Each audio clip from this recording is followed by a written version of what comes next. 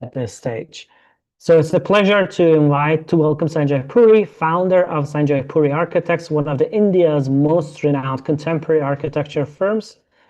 A graduate of Academy of Architecture in Mumbai, Sanjay has built a distinguished career defined by bold geometry, contextual sensitivity, and innovative design thinking. With over 400 international awards and projects spanning workplaces, housing projects, and hospitality across 40 cities, his work redefines how architecture engages with climate, culture, and materials. Beyond his practice, he served as an international juror, lecturer, and inspiring architects worldwide to rethink the boundaries of design. Well, thank you so much for joining, Sanjay. It's good to have you. If you are here, please start your camera and microphone to go ahead with the presentation. Hi, Hamid. Hi, Sanjay. Thank you very There you much are. for Nice to including meet me in your you. lectures. Of I just course, of saw I course. just saw the entire spectrum of lectures that you're doing. Very interesting, yeah. I Oh, think thank I'm you. gonna sign up for all of them now. Thank you so much. Actually, we are offering these lectures to universities and companies as well, these workshops. So it's a great way to share the modern tools with a vast number of people. So we can have at the end of the day, we can have a better environment designed with advanced tools. So yeah, thank you. Thank you so much Yeah. for the No, compliment. seriously, it's great. The kind of spectrum that I saw just now. Thank you. Fab. Appreciate it. Last time, the first time we met, Sanjay, was in World Architecture Festival, Yes. 2019, December. And the second time was last year. We were in Mumbai. Sorry, in 2022, I guess. We just stopped by your office with Kai and Yeah, that was Michelle fun. Rochkent. Yeah, it was fun. Very fun. That was fun. Nice. Are you coming to Uh, Miami? Sorry? Are you coming to the Miami World Architecture Festival I don't think so. next month? I don't think I can make it because US Oh, visas are quite hard to oh, get. Yeah. Anywhere else, yes, but US is a bit hard. okay. Yeah. Hopefully the next one. Next one. Yeah. Well, thank you so much. Your work is really great, and we're excited to have you in the PA Academy and Parametric Architecture. Um, I think your work can be an inspiring point for aspiring architects and also current practitioners. And we can't wait to learn your design methodologies in the lecture. Okay, so should we start? Yeah, let's go. Okay, so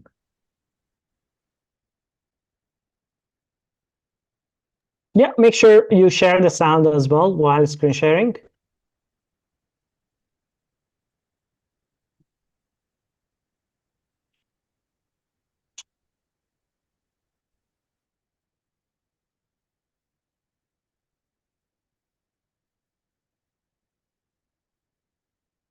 okay, now where is that sound?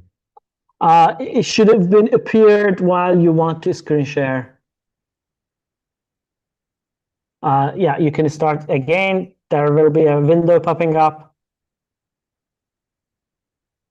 Share sound is right down the corner. There's sound.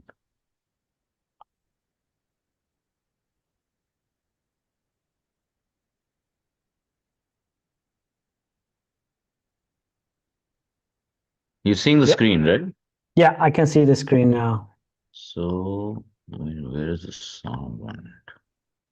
I think if you go ahead, we will discover. I think it can be it automatically checks ticks so it can Oh, play. Yeah. okay. So let's get started. There's So just these are, this slideshow box appearing on your screen. Can you see that? yeah, Uh, Maybe you can just click on X so it exits. Yeah. okay.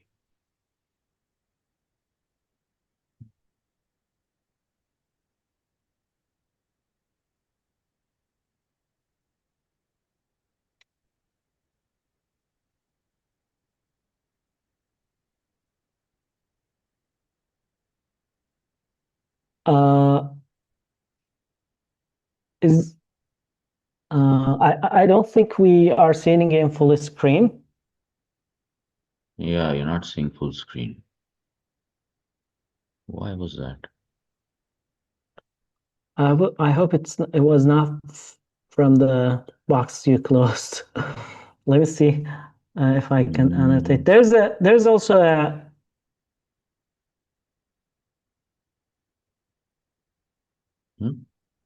There's also hmm? this option on the right side. Yeah, right.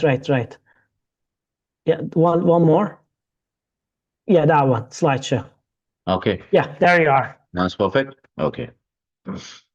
Okay, let's go. So this is a cross range of projects that we've done over the last few years, and I've just picked nine, which are different typologies and very different locations and contexts.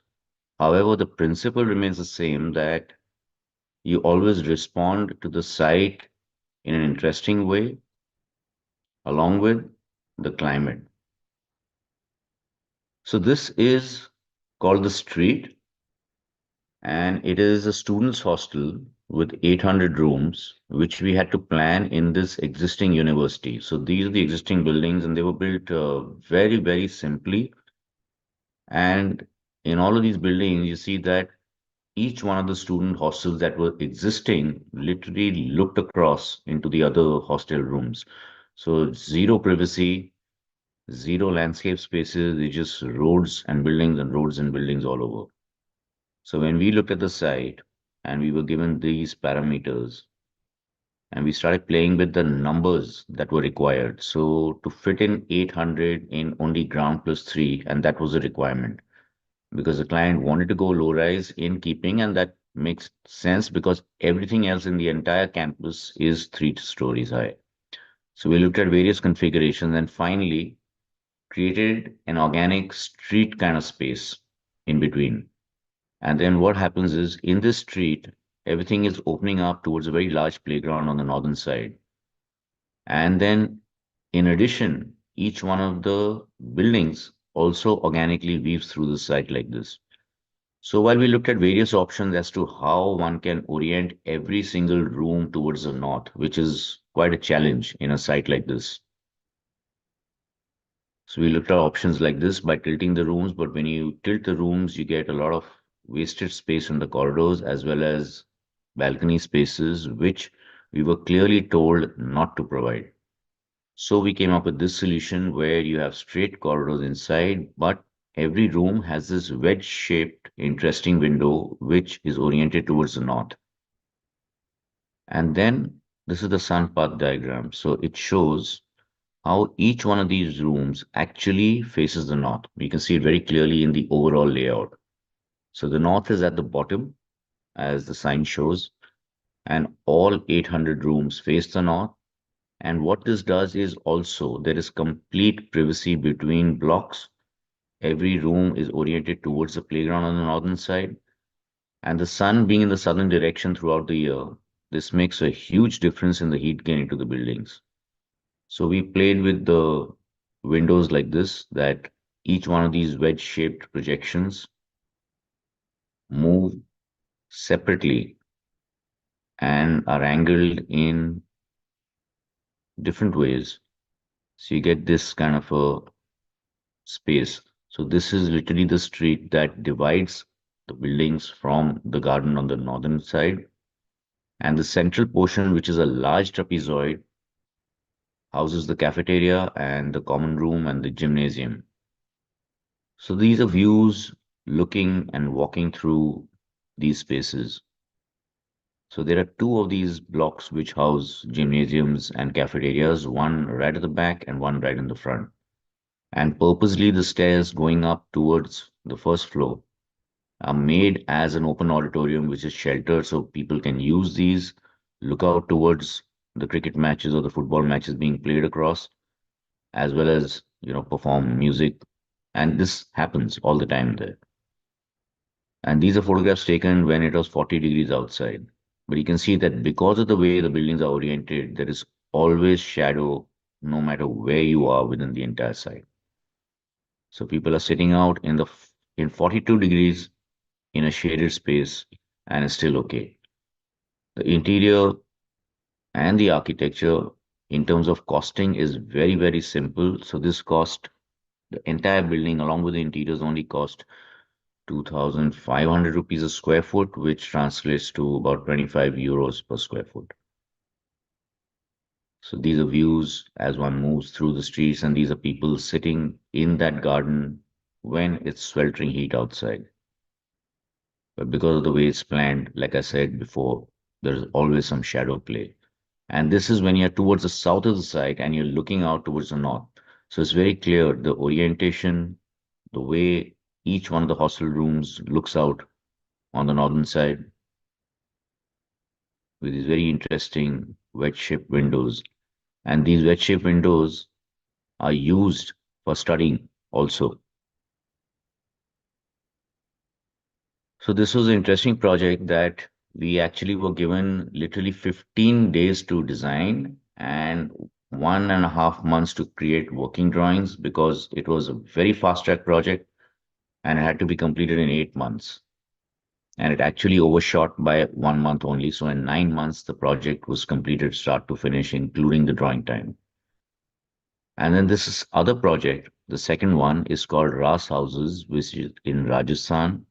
Again, similar climate. So in India, most of our projects are in India and it's tropical climate in most places with 8 months of summers where temperatures generally exceed 40 degrees. So it's very, very important to take cognizance of the sun direction in terms of the orientation of whatever you plan and different ways to reduce the heat gain.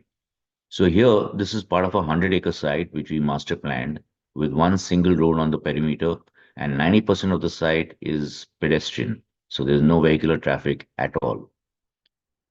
The site is situated very close to a cement plant, which is, and in it's the people who work in the cement plant who live here.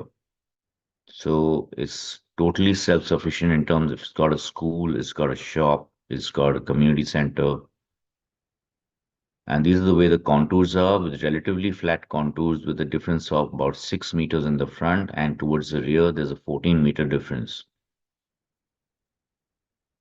So we've divided the entire site into two zones, the public zone in the front and the pure residential zone for permanent residents at the back. And this is the actual Google image where what we did is we derived these organic patterns from the old cities in India. No road goes straight for a long time. It goes and it turns, and then there is a gathering space. And that gathering space is what becomes interesting. And these kind of different spaces in each part is what makes all these old cities really interesting. In fact, much more interesting than any of the new cities, which are very regularly planned. So looking at these organic streets, we created this where each one of these units is actually sitting on different contours. It warranted a lot of drawings because what the client expected was that we would do something typical and just repeat it all over the place. However, what we designed was very specific to the site and very specific to the contours in each part. So that's the overall master plan of Ras houses, which shows how these streets are organically connecting various parts. And in terms of section also, you enter at a certain point and then the building actually steps down. So you enter thinking that this is the ground level, but as you go further, when the contour drops down, there is a level below. So keeping the contours intact. In fact, in this 100-acre site, not a single bucket of mud went out of the site or came into the site. Everything was planned based on the existing contours. So these are the floor plans, and the buildings keep stepping back very interestingly, creating sheltered spaces at every level and community spaces which link all these rooms. So there is a bachelor's hostel here, there is a guest house here, and amenities that include the cafeteria and the gymnasium and a community space for social gatherings. And this is the way each one of these units, so there's no repetition at all. Each one of the units actually is fragmented in different ways, creating different kinds of spaces at every level.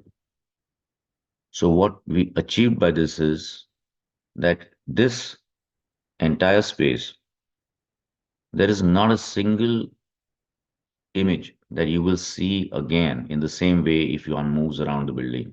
So from wherever you are, you have a different composition of color, of space, of the way it merges with the existing landscape, and all of these contours are the real contours where we planted the trees and the plants. So you get these very interesting compositions, and there will be a video that will take you through the entire project. So he's got a lot of these sheltered spaces. And here again, most of the orientation is towards the north. The windows are very deeply recessed, so you get less heat gain into the buildings.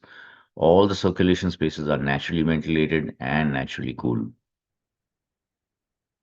So you get these very interesting configuration of space all through. And when you look back at Rajasthan, which is in India, it's famous for all of these colors that they use. So colored turbans, colored bangles, colored shoes, vivid colors. And those colors are imbibed in the circulation spaces as well as partially in the building on the outside. So you get these very interesting color changes happening when one moves down the corridor, whichever you are. So it also helps in identifying in which portion you are. So it's yellow changing to red, changing to orange, changing to beige and white. The entire construction is made with fly ash bricks, all naturally ventilated spaces, deep recessed windows, and believe it or not, the 100-acre township, which has got about 1,000 families staying there, the entire energy is the residual energy of the cement factory. So there is no electric power consumption at all. And this is a natural reservoir that we've created within the township at the deepest point where there's natural water collection. It's a very brief movie that will actually make you feel the kind of spaces that we've created. And this movie was done just 3 months ago, 5 years after people have moved into this place and are living here. Are you getting the sound?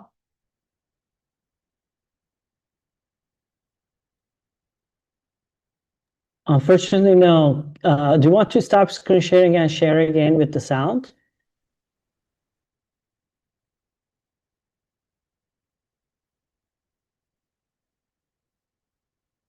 No, are you getting the sound or you're not getting the sound? But no, we can't hear. Oh, We hear you, but not the music. now? No.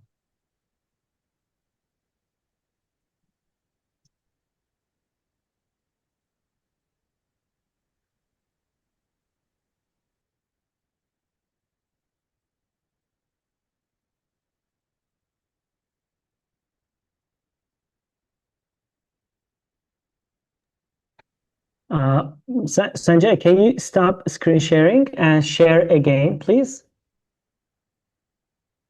Okay, share again. There will be a window popping up. In the right corner of that window, there's an option share with sound.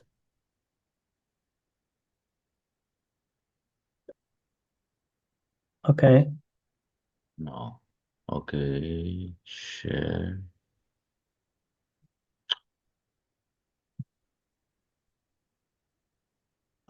Just a minute.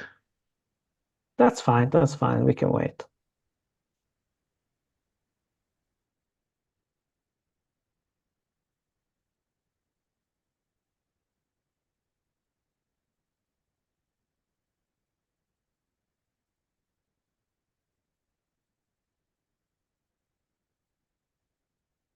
Okay. I think now you should get it. You get it? There we go. Yes. Okay.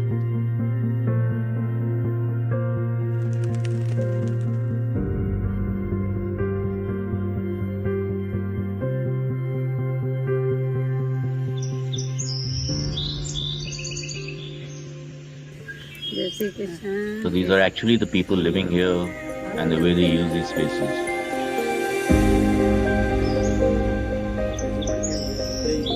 When we came, it was completely barren land, and now it's got these amazing trees and plants all over.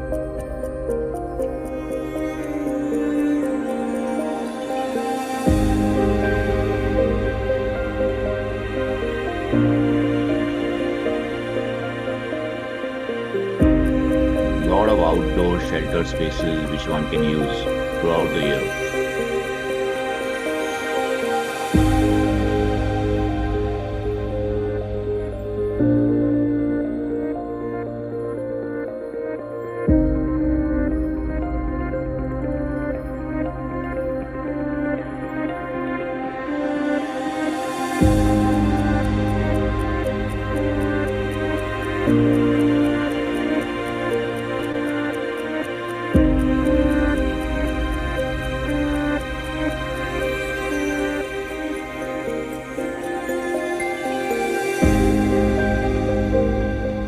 Even this project has been done at a extremely low cost, amounting to 100 euros a square foot.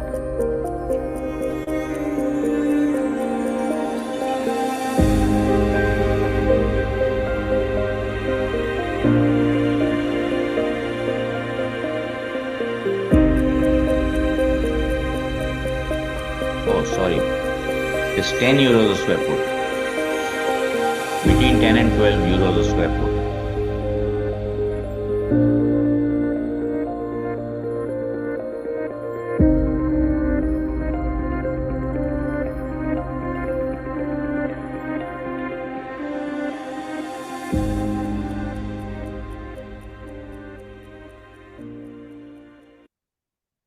So Ras houses extremely contextual to the site, extremely contextual to the climate, and it really celebrates light in a different way by diffused light, different areas with different kinds of subdued light coming in, always sheltered and naturally ventilated throughout. And within this same complex, we created this school, which is called the Rajasthan School. Now, here again, what we looked at is how one can create something that is more organic in nature and not, just like most schools have very composed rectilinear formats. So when you look at the kind of requirements that were necessary because of the number of classrooms, we decided to make it ground plus one, and then that's the kind of open space that is left. And if you were made to make a single block, that's what it would have been in this site. And then if you punctuate it with a courtyard, you get that kind of a rectangle. But rather than doing that, we kind of decided to split this up so that you facilitate natural cross ventilation throughout, and then split it up even further into fragmented spaces with a large central space, and then map the kind of ways that we thought that children would move from one classroom to the library, one classroom to the cafeteria, between classrooms, across the central garden sheltered space. And then that same mapping was translated into a covered pergola space or covered sunbreaker space connecting the two parts of the school, the primary school and the secondary school. All the classrooms face the north. So towards the south is the auditorium, which is largely a blank wall, and everything opens up towards the northern side, which is on the top. So these are sections through the entire volume, and that's how the school looks. So you have this series of screen walls which completely cut off the heat gain from the south side. These are all views from the south. And then as the school starts opening up, and this is the central space, which is the focal point where children use it throughout the day. for multiple things from playing to studying to everything. And you get these very interesting shadow patterns throughout the day, which constantly keep changing. All the circulation spaces are naturally ventilated. And at each time when you're going across the school, you keep passing the central focal space. So this is the northern side. So the red walls act as large sunbreakers which cut off the east and the west gain. And in addition, there is a secondary level of sunbreakers which are vertical, which further reduce heat gain. So it's 100% only northern light coming into the classrooms, and these classrooms don't require air conditioning. So again, built very sustainably using just simple principles of how one can reduce heat gain and create natural ventilation throughout.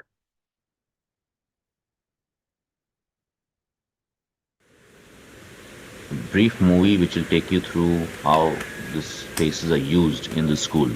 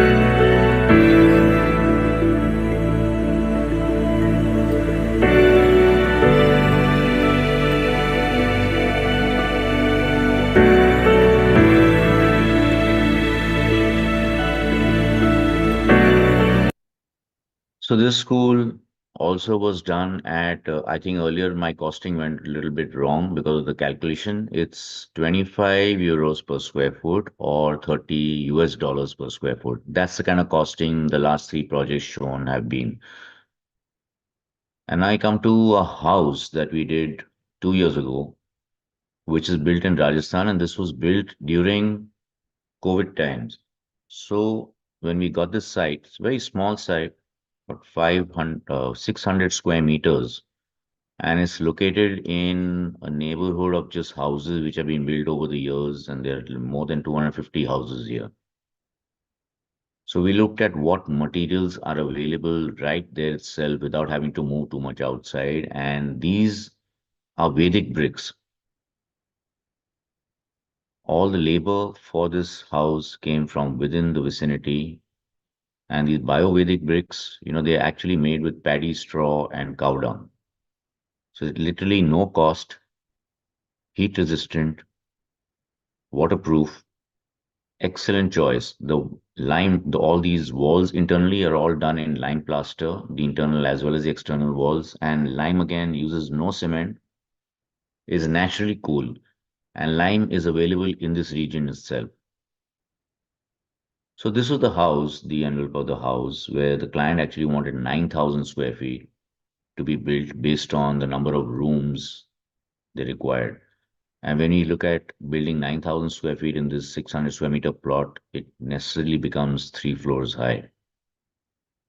We look back at traditional architecture in Rajasthan over centuries, where this envelope is created through all spaces. So you have like this whole secondary skin which is arched. So the arcades surrounding every building, and these arcades really reduce the heat gain. Some of these buildings are 200 years old right now, they've been converted into hotels. So everybody gets to see them, museums, hotels, all of them. Even if it is 40 to 50 degrees outside, you can still walk in these corridors and they're still cool. So this is the principle that we derived from traditional architecture and created this whole interesting envelope around the entire house. And this envelope then extends all across the house and then is connected across levels. So the idea was to make it not just reducing heat gain, but also very sculptural, and at the same time give extended spaces outside every single room at every level. Very, very simple plan, rectilinear composition. But within this plan, the interesting thing is that at every point, even though it's a very small house in terms of the overall area, you come across three different heights. So there is a standard height of 14 feet which runs through the house, but then the living room is 1.5 floors high, the dining space is 2 floors high. So at every point, you're always seeing two different heights wherever you are within this house. So it's very interesting in terms of the whole space inside, as well as the spaces that each room opens up towards the outside.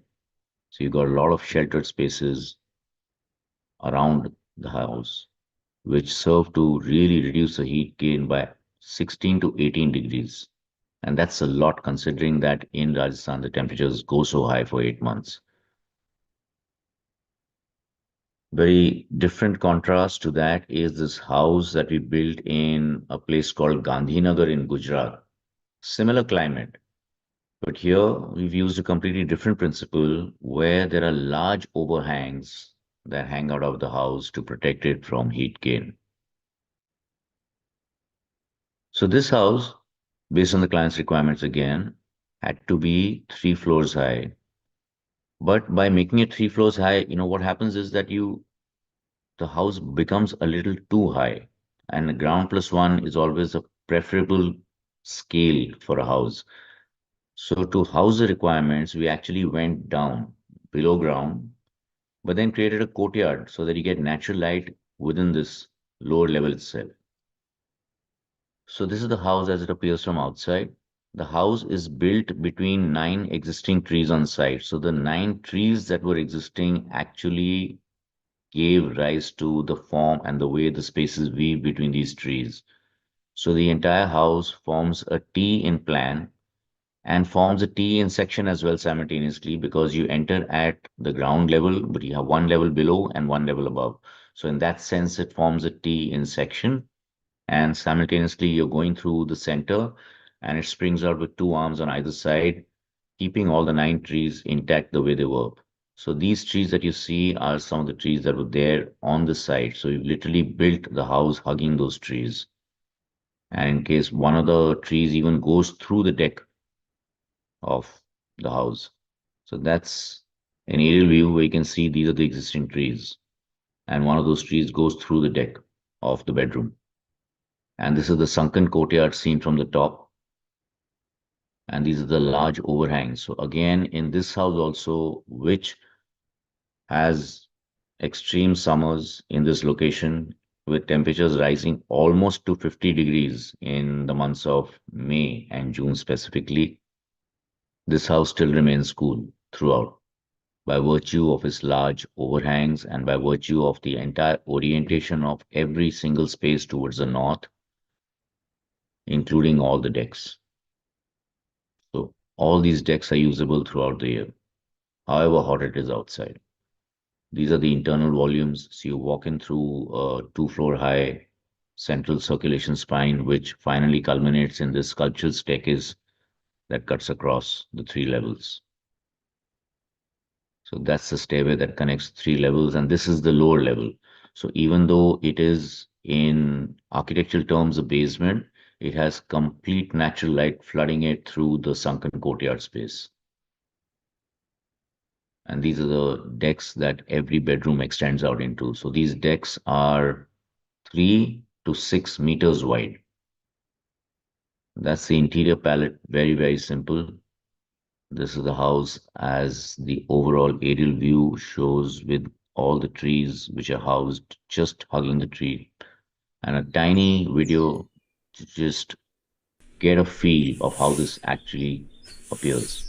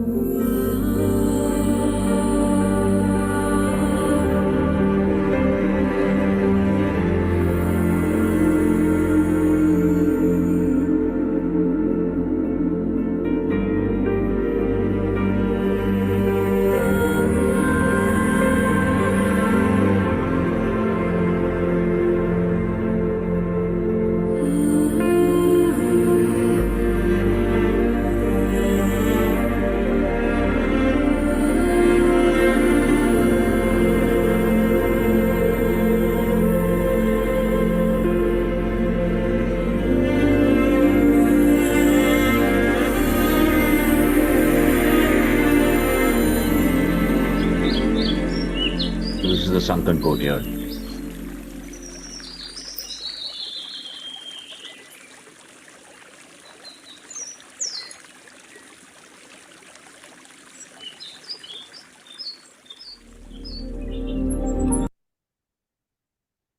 And now we come to a very different kind of residential typology, which is a building which is 20 stories high. So this building is located in a city called Udaipur in Rajasthan, which is famous for the number of palaces and hotels and museums and the city palace that it has. So this is the city palace in Udaipur, the real city palace, which till today is visited by numerous people on a daily basis. And that's the Lake Palace, which is an original palace which is 200 years old, and it is now a heritage hotel, one of the luxury hotels in the world. So Udaipur is full of these beautiful traditional buildings. And unfortunately, these are the kind of buildings that are now being created in Udaipur. So over a period of time, if one continues to make buildings like this, Udaipur will finally lose its identity. So when we were given this project, which is located here, and it's got amazing views of the hills in all directions. we started looking at how can one actually make a building that kind of in some way belongs to the airport. So that's the sun direction, this is the wind direction, and these are the views. And when you look at the kind of restrictions that we had to work with, you leave the kind of open space that is required based on the rules, and you're left with this rectangular block that you have to build. And you literally have to build this all the way up to 18 floors for it to be for the amount of area that is available on this site to be done, because this was a private developer's project. So the moment you deal with the developer, what they are concerned with most importantly is that the kind of area that they are allowed to build, they would want to build to the full potential. Now we've got a 70-meter height restriction. So it's literally, if you do the maths of the project, it's like you leave the open space, you build the block all the way up to 70, and that's the only way you can build the required amount of built up area. So what we did is we broke up this into 4 quadrants so that you create ventilation on all sides. And then the units stack up with alternating balcony terraces on every floor. And then each one of these gets a view of the surrounding hills. And every room opens up into a balcony space. So now you have balconies of 3 different kinds, which will come to later on. But basically, the balconies create this envelope around the entire building, which serves to reduce heat gain and at the same time gives a sheltered outdoor space to every resident. And for these balconies, we looked at the traditional screens that existed in the Lake Palace and the palace, the museum. And from that, we derived the screens that were going to be used in the building. So these are the floor plans. There are 4 apartments to a floor. Each one is 4 bedroom, and each one of them opens out into balcony spaces. And at the corners, there are balcony spaces that alternate. So these are 2 floors high. So this is the finished building with these interesting screens that envelop the entire building. They reduce heat gain and at the same time they allude to the traditional character of Rajasthan's architecture. These are the internal spaces, and that's a pool on the rooftop. These screens are sliding, so one has a choice. I'm explaining very little because there is a movie at the end that explains everything in very detail.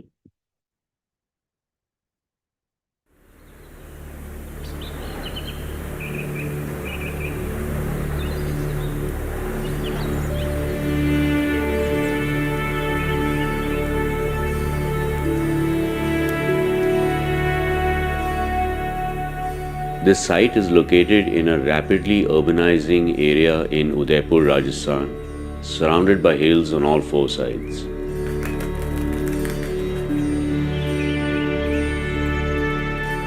The 21-story apartment building that we've designed has 4 apartments to each floor, each one forming a quadrant of the total square plan that the building has. With this, each apartment looks out in 2 directions towards the hills in the surroundings. Every room of every apartment opens out into balcony spaces, so there is this envelope created of semi-sheltered spaces throughout the building facade, and this forms a very important aspect in reducing the heat gain in response to the hot summer climate of Udaipur.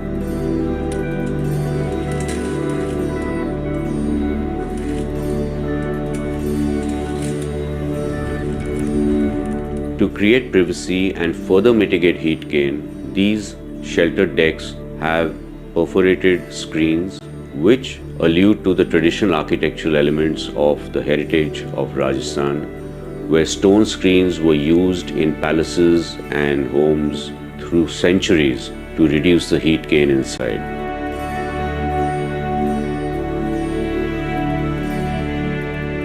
So each apartment is planned with 5 sheltered balcony spaces.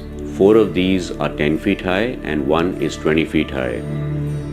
Alternate balconies are screened, and the screened balconies too have sliding screens which allow one to open those screens. So now you have a choice whether you want to sit in a completely open balcony, completely shielded balcony, or a semi shielded balcony. The screens create this very interesting light and shadow pattern that constantly changes throughout the day. So the design of this building capitalizes on the views that are available in all 4 directions, giving every single user the choice of 2 different views from their apartment. While this is a high-rise building in a rapidly urbanizing area of Udaipur, it takes cognizance of the climate. It alludes to the traditional architecture of the region, thereby making it contextual to the surroundings.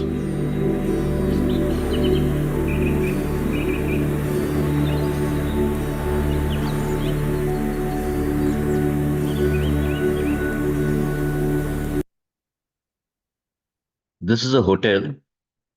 This is the second last project. This is a hotel that we created in a place called Nasik in Maharashtra in India. This is on the western side of India. Now here the site had a contour difference of 12 meters. So we planned the hotel in such a way that none of the contours are cut, and the hotel has a large banqueting space or multifunctional community space at the lower level, at the ground level, which is entered directly from the main road. And along the natural contours, one drives up and enters the hotel main building lobby, which sits on top, 6 meters above.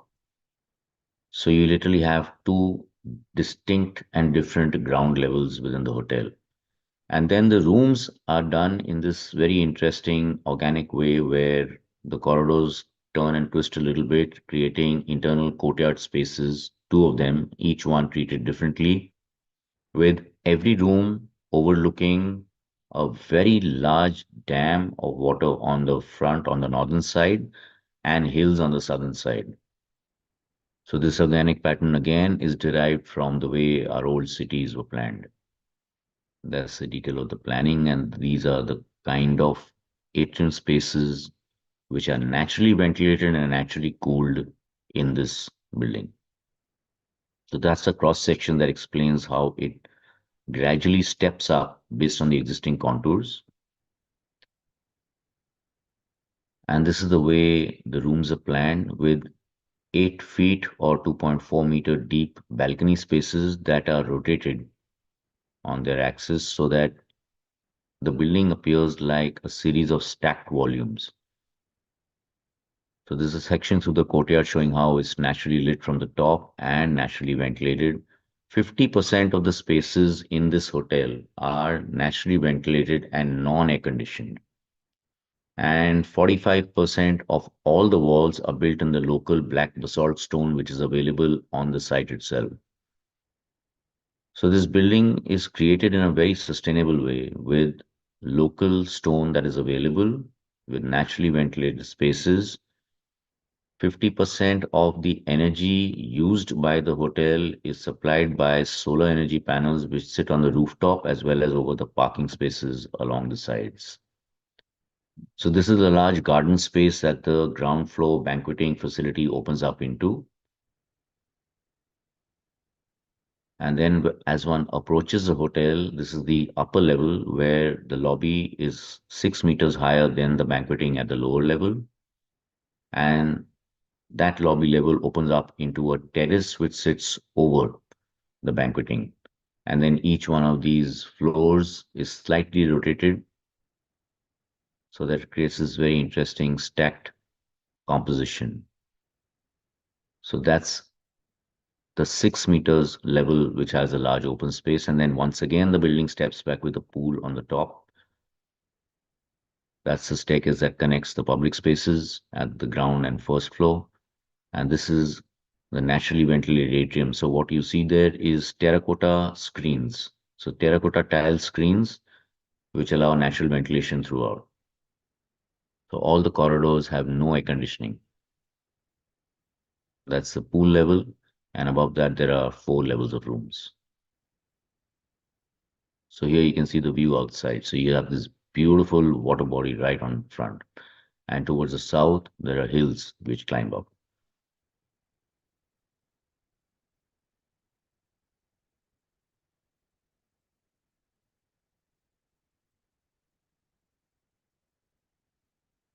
And then you have finally a house that we did in Jaipur, which again is in Rajasthan. And this is the site. So it's located in this neighborhood along a very arterial road within a society of many houses.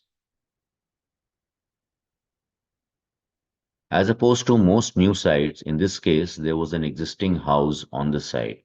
And because the family had grown larger, we needed to create a new house in addition on the same site.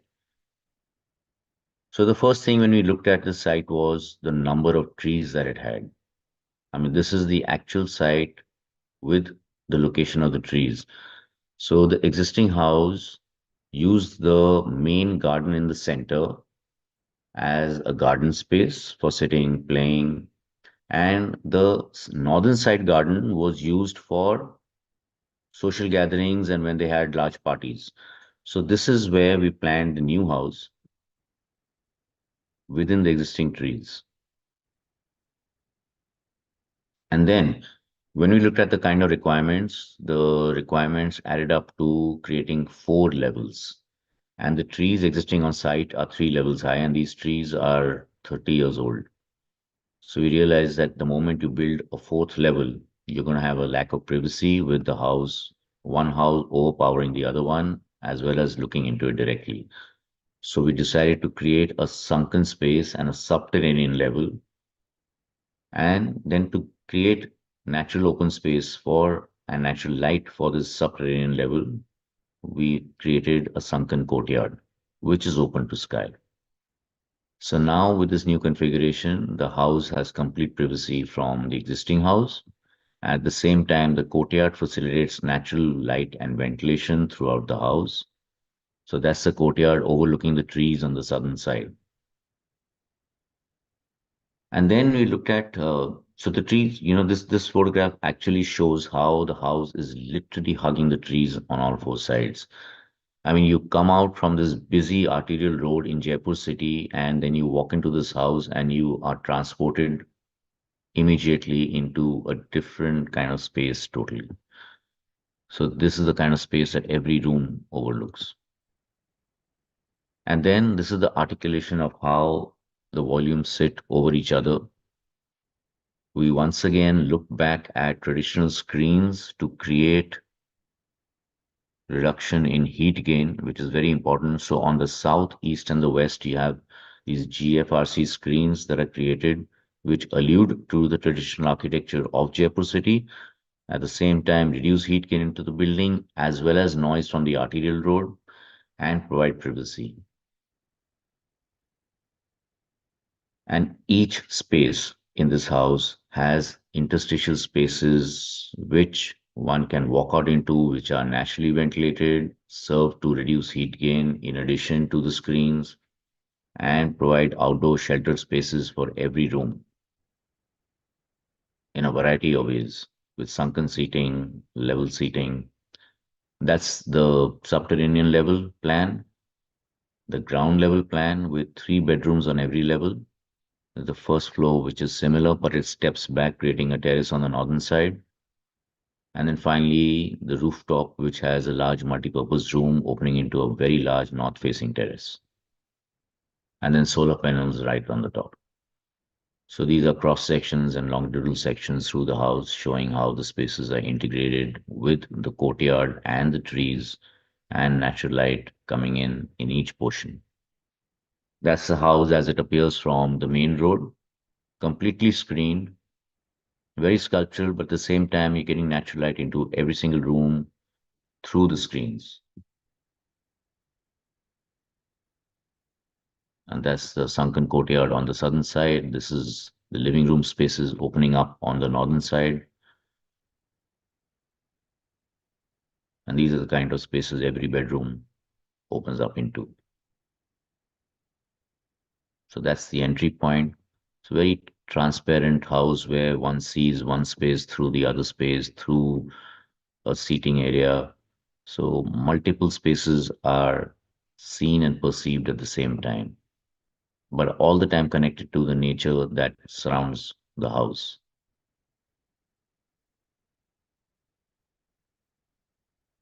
And this is the last project.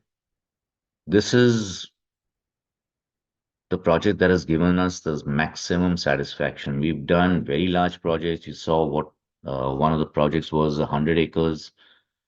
We've done things that are bigger than that. And this building is just 9,000 square feet. It's really small.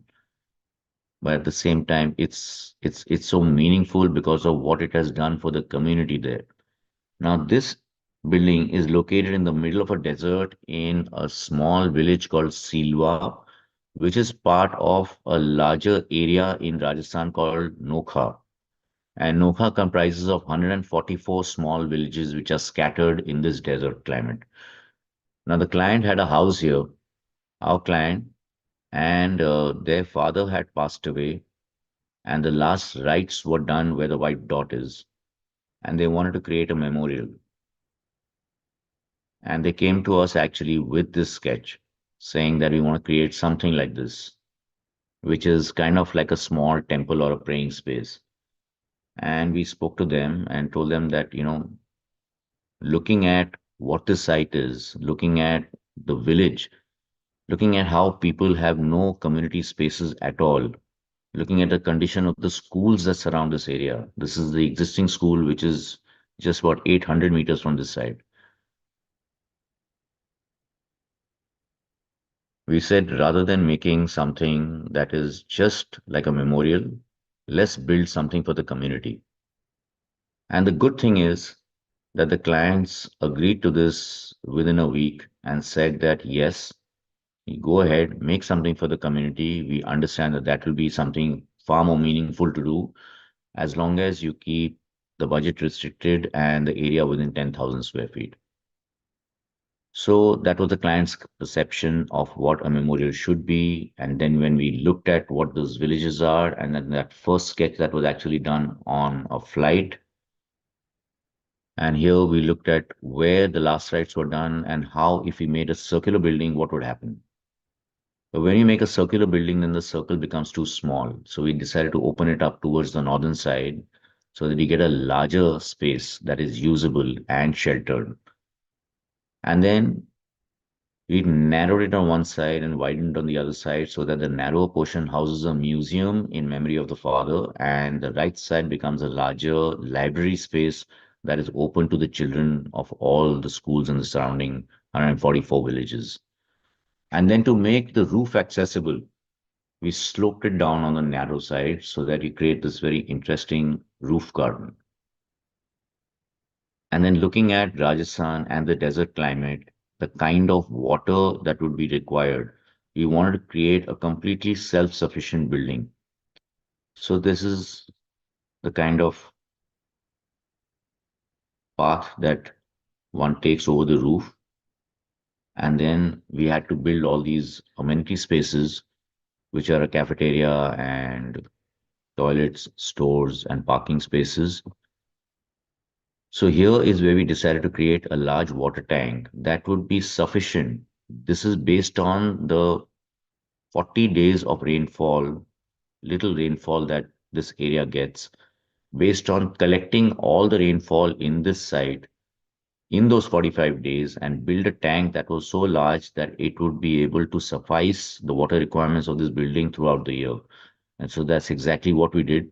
It's a 800,000 liter water tank that's been created. And the earth that was removed for this was used to create an earth berm on the south, east, and the western sides of this building. So the building gets completely protected from the east, west, and the south, opening up only towards the north. So that's the final built form, the way we envisaged it. And this is the floor plan. Very, very simple. just a single level with a rooftop garden that is a double spiral which you has two different slopes. So you climb up from one side, go to the viewing gallery on top, which is number 7, and then come down on the other side. So that's a longitudinal section showing where the earthworm is on the southern side, and then there's a large open auditorium, which is a sheltered space between the two wings, and then a cross section. And this cross section keeps varying depending upon where you take it from because the building. So this is an overview of the building, the aerial view. You can see that surrounding for miles around is only desert. There are scattered villages in this entire area. This is a view from the south looking out towards the north. So all the green is all earth berm. So the complete building is protected from all sides. And the entire building is made out of local sandstone, which is sourced from a 4-kilometer radius. And these scoops that are created in the earth berm get natural light into the museum space that is below. That's an aerial view with children playing in the center. And that's how the villagers are using this, walking up the garden. So people ask, why did you make a garden in the middle of Rajasthan? You know, when you see the joy that these children have just feeling the grass on their feet, because literally the villagers here do not have access to grass.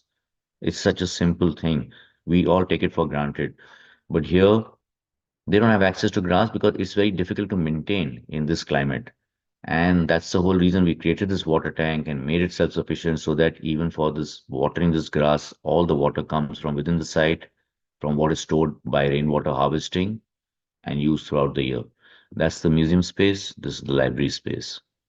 So the library space has this beautiful 2-inch thick stone panels, which are all around in an accordion shape, creating very interesting light patterns throughout the day. And these are villagers enjoying the space for a music festival.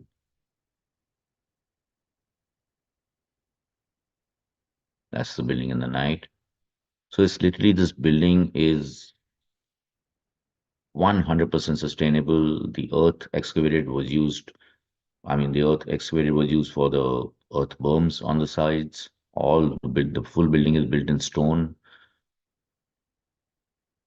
All the labor came from the villages nearby. And in fact, these villages were trained on site. This building also was done during COVID. We had 8-hour-long video calls to be able to get these people to get the curvatures right for the building. These are earthenware pots which are used for insulation on the rooftop terrace. So this project shows how a 9,000 square feet footprint can actually generate 45,000 square feet of usable space with a 27,000 square feet open auditorium in the center and the additional rooftop that is used. So this is visited by about 500 people on a daily basis, which is 500 is not a very large number in India, but considering that this is a remote location, 500 is a very large number. So the beauty of this project is that because it has been so successful in bringing the community together, it has fueled a lot of other community projects that we are now doing pro bono in this area. And the first one of this is a girls' school that is already under construction. So this will be the first girls' school for a 20-kilometer radius from this site. So we're actually sitting with the students and finding out what they wanted. And then you're doing another community garden space, which is very close by. And then we're doing a 200-year-old Shiva temple restoration, which sits on top of a rocky mountain. It's the only rocky mountain in this whole area. So the entire Shiva temple is being restored and community spaces are being added. So here also there will be a library space, there'll be community halls, which can be used in multiple ways. That's the end of the talk. This is a small video on the Nokha Village Community Center. This is the surrounding. It's really complete desert for miles, as you see.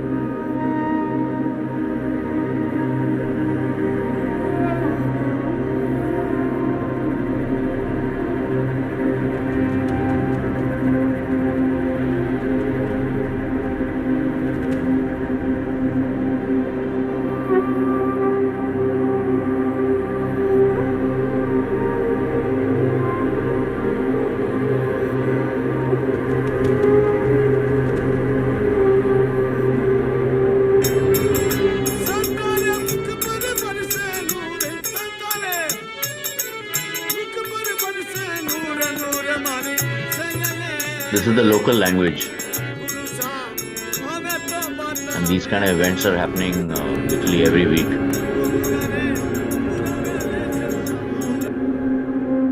And that's the museum space.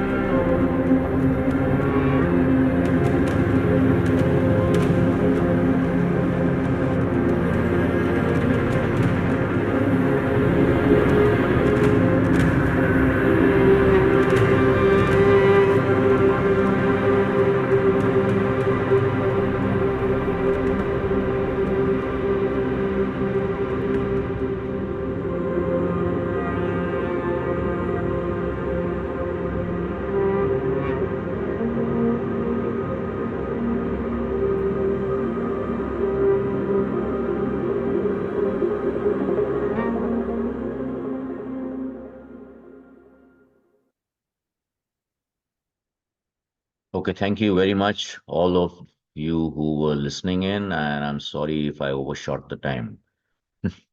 No, that was really brilliant. Thank you so much. Wow, wow, such a nice project, the Naha one. It was incredible. It was incredible. Thank you. Congratulations. Thank you so much for this beautiful and inspiring presentation. Beautiful works, the street ones that I know, the street project that I loved. I just saw the Naha one, which is probably one of the recent projects. It's Yes, incredible. a year ago. Yeah, yeah, incredible. Beautiful. Thank you. Congratulations.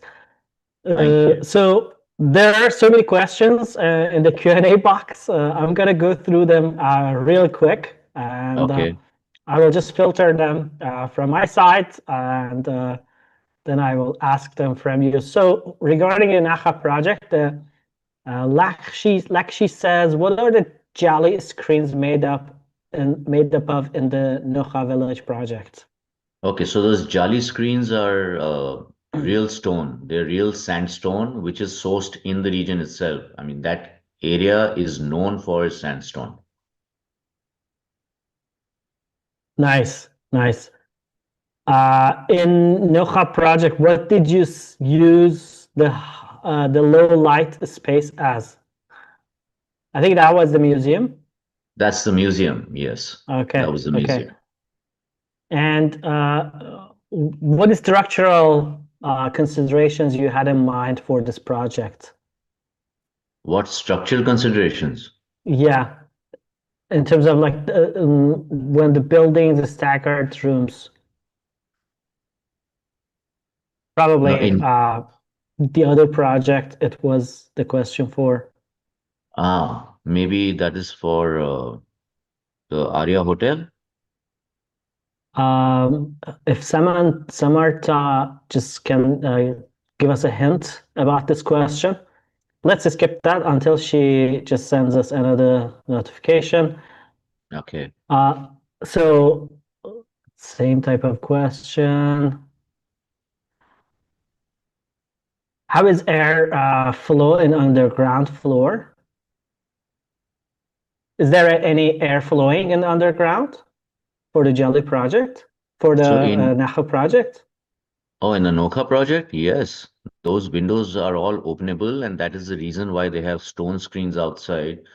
Mm-hmm. So when the weather is good, which is right now, October, November, December, Jan, Feb, is decent weather, but not in the day, in only in the evenings. So Rajasthan is very peculiar that only after 6 p.m. the temperature drops by 12 degrees straight away.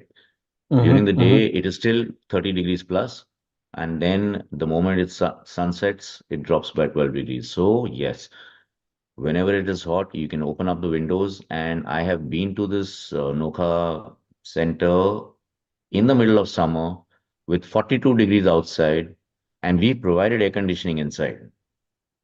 But Nice, nice. but the air conditioning was not on, and children were studying there, and it actually took me 15 minutes to realize that there's no air conditioning on, and it's absolutely comfortable without air conditioning in 42 degrees Celsius because of the earth berm, because of the green roof and the insulated roof, and because of the stone walls and the stone screens.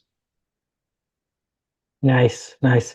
And Sebastian says, Laurie Baker was my favorite architect when I left India 40 years ago.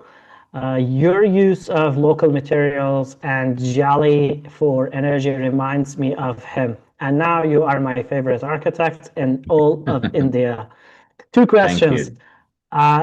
Does your team use any Rhino, Grasshopper, or AI in the practice? And Yes, the second one is, do you design the furnitures also in some of those upscale residential houses? yes, we do. Okay, okay, nice. So there's also someone anonymous says, I see how beautifully you have integrated natural lighting into space. What is your philosophy for integrating electrical lighting into the project to provide a similar ethos at night? Okay, so for electrical, it is always the daylight fixtures,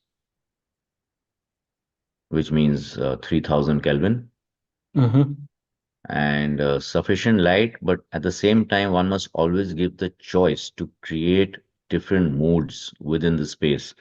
So you have certain areas which are indirectly lit, and one of the principles is that you don't see the light source as far as possible. Light should come, but you should not necessarily see the source where it's coming from, even if it's artificial Nice. lighting. Cool. uh, Thank you so much for these words. So Rehan says, when design expression and climate performance conflict, what takes priority, form or function, and why?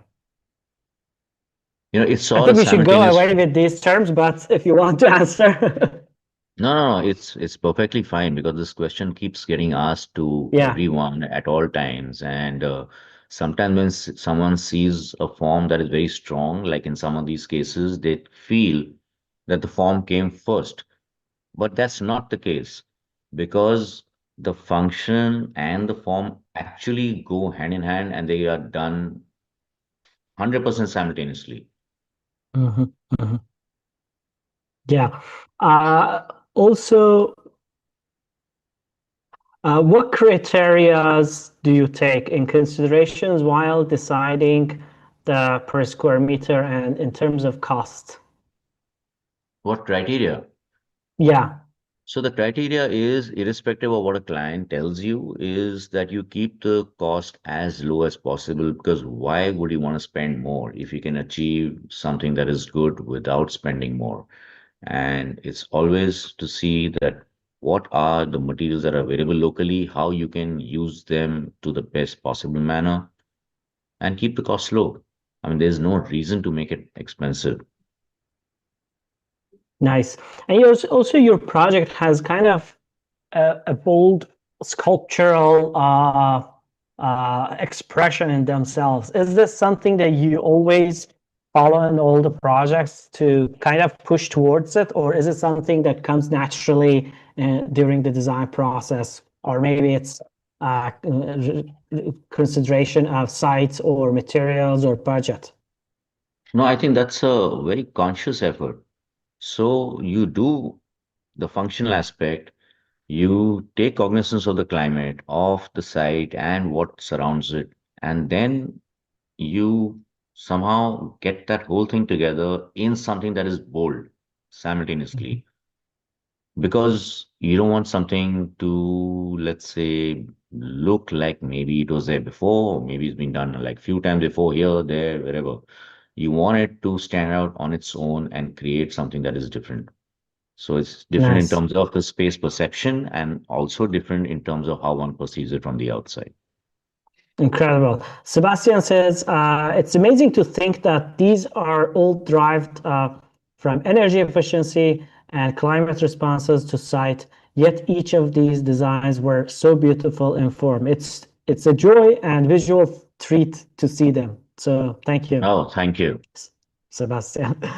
And also, uh, Mohammed Yasin says, "Sir, I'm a graduate architect. I've been deeply inspired by your designs and approach to architecture. I'm very passionate about growing in this field, and I would love to have some of your guidance. What path should I follow to develop my skills further?" I think the best way to do it is experience. You got to work with a good firm for at least 8 to 10 years. Today, I find that most people have a very short attention span in everything. Okay. So beyond 5 minutes, they don't want to spend time reading something.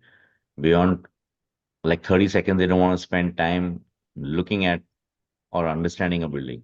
So, and also when they work, they don't want to work longer than 2 years because they just want that, they think that in 2 years I get all the experience. But you don't get it because there are projects in architecture that take 2 years to start sometimes. And let's say a project is started, like one of the best projects that we're doing is actually been going on since 7 years and now it's complete. Like there's a university called Prestige University, which is it's a very different, unique kind of university building where you step up right from the ground up to 80 feet high, and the building top itself becomes an open auditorium. So we just finished it. So the thing is, you have to have patience. So you need to work for a long period with one architect whose work you like, or whose beliefs you follow, or even somebody where you just get a good learning experience. And at the same time, you got to visit a lot of buildings physically. No amount of videos and no amount of looking at books or magazines or No more social reels.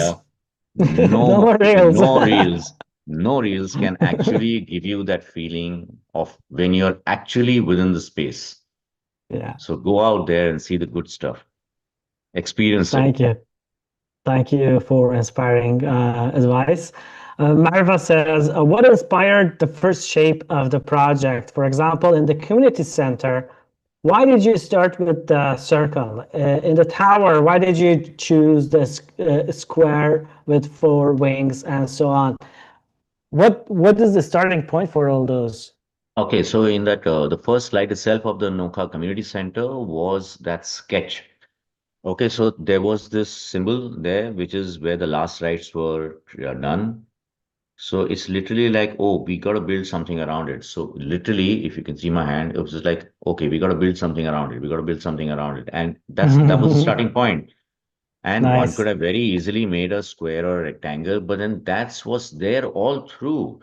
Everywhere in Rajasthan, the old traditional houses, the palaces, the museums are all 100% rectangular. And literally, when this curvature thing was happening, people were wondering, what is this going on? Because what is this round thing? So it also sparked their curiosity. But irrespective of that, it's just a different feeling that gets conveyed because the whole space is fluid in a way. You don't see a corner, you don't feel that, okay, this ended. It just flows and it continues. So that's what is achieved there. In the case of the building, which was four quadrants, I actually had no choice because if the in the beginning of the explanation, I said that this was a required open space. And that's a square that's left. And if you don't build that square up to 70 meters, you cannot do the maths of the area that is required by the client. So you had to build the square. Now you know you have a built square. So how are you going to make that something interesting and different? So then you start working in those lines. So it's every project is different. So you respond differently. Sometimes there's a lot of Nice. restriction. Yeah, yeah. Thank you. Thank you so much.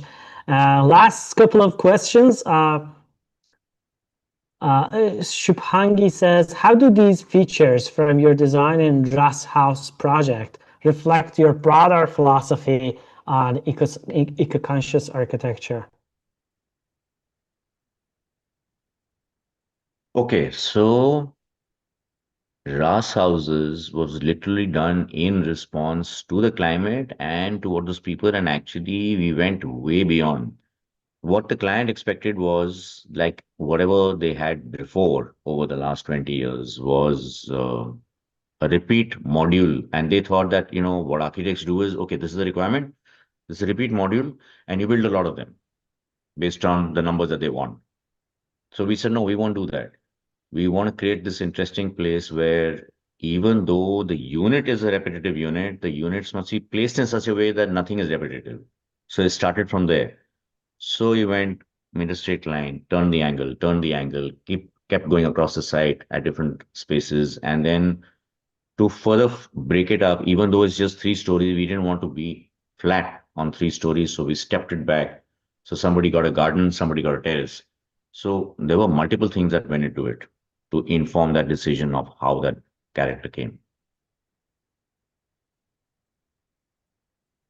Nice. And also, one thing you mentioned with the Noha project, you said we are super happy and we are satisfied of this project. What does it take to do a project that architect satisfies itself? Ah, so I think it's a critical question because yeah, when you want to do something that is just in your mind and a project, it doesn't yeah. So happen, and you are being smashed and forced to change it, or it doesn't become your vision at the end of the day. yes. So, So yeah. yeah, please go ahead. One of the first things was that somebody who came as a client who wanted a memorial space, which was a very traditional kind of little space that, surrounds a statue. We managed to convince him that don't do this, do it for the community at large. And the good thing about the client is that he agreed. The also good thing about the client is that he agreed to the design the way it was without any change. The satisfaction came not by the design being done the way it was envisaged, but by seeing those children use that space and the villagers use that space. When I saw the kind of happiness, I realized that because most of the time you're doing projects for people who have something, right? Here you did something for huge numbers of people who don't have anything. So the kind of satisfaction that I saw when they were using that space and the kind of joy it brought to those children was what was satisfying. Nice. And also, Walter says, your projects are so filled with light that you can feel and almost touch it. Are you inspired by Jantar Matar? Hmm. Jantar Mantar is, yes, a very interesting architectural design. Very unique at its time and still looks good.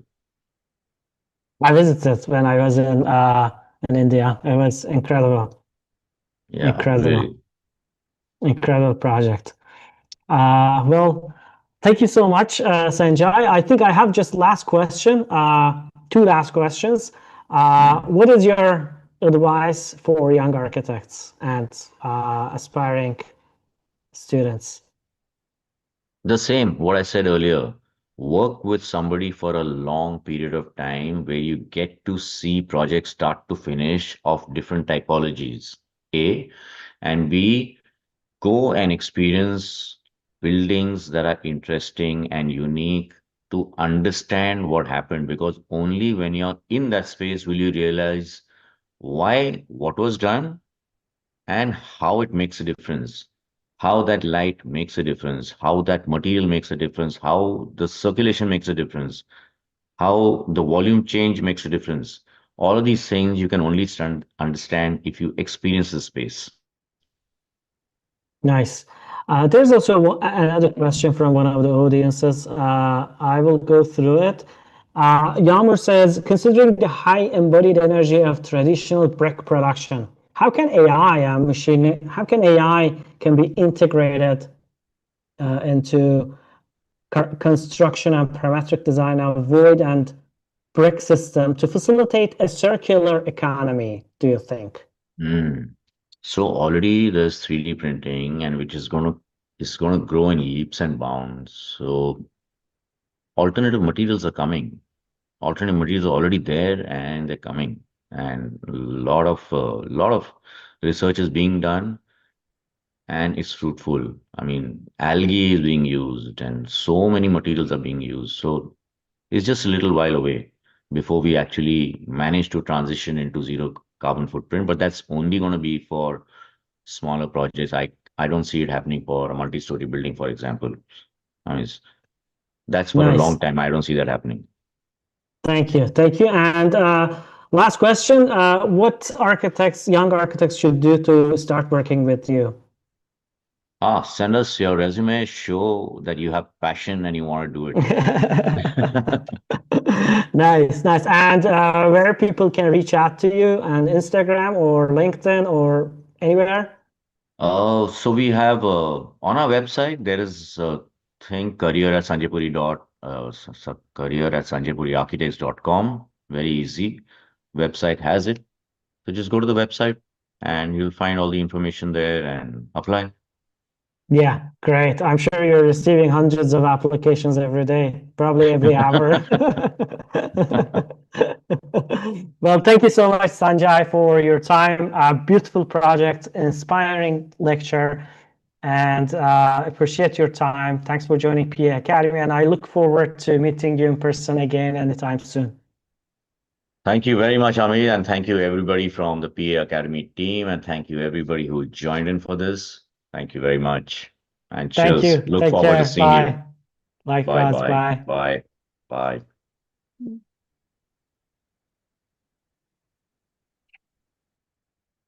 Okay, guys, thank you so much for staying with us. I think it was a really inspiring and brilliant lecture.